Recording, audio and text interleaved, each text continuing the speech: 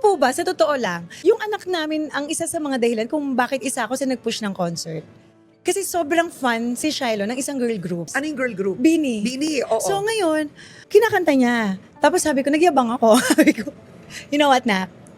Akong leader dati. I'm the leader before ng isang girl group, which is Sex Bomb Girls. After niya kami mapanood, may ganun yung anak ko na, no, si mom to. No, dapat music lang niya. No, anak, sabi ko sa kanya, kung ano yung gusto mo, go lang, anak. Sabi, oh, it's okay, mom. I love Bini. O, sino bang favorite mo sa Bini? Si Joanna.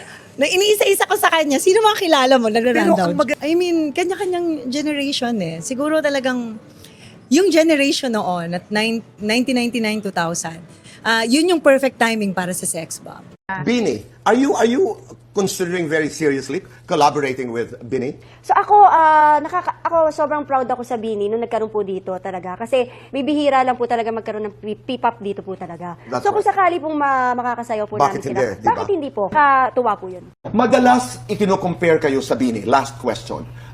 May netizen na nagsabi, let me read that because it's important. Mas deserve nyo raw ang titulong Nation's Girl. Sa Reddit ito, you are the pillars of P-pop. Mabilisan lamang, reaksyon.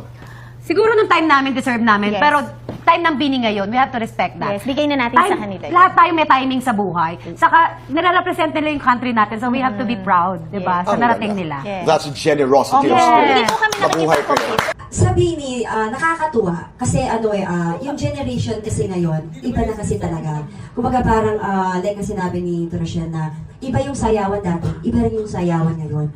So kami, talagang humahabol kami sa mga sayawan ngayon, like mga, ang bibilis nga ng bilang. So kapag nakikita ko yung Bini, actually gusto siya ng dalawang anak ko, natutuwa sila talaga.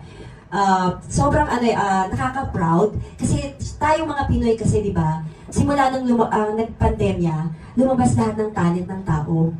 Naging singer, nagkaroon ng album, di ba? So, nakakatuwa na meron tayong ipagmamalaki sa ibang country na, uy, meron tayong Bini, pang P-pop natin yan. Actually, may Bini, di ba? Pag nakikita ko sumayan at sinasayaw namin sa mga shows namin, napipiling bata ako, bumabalik yung edad ko na parang, okay, maliban sa spaghetti pababa. Kumbaga, eto na talaga yung, parang sobrang proud talaga na masasabi ko na hindi tayo nawawala. Kumbaga, dumadami pa yung mga magagaling na dancer, magagaling na singer talaga.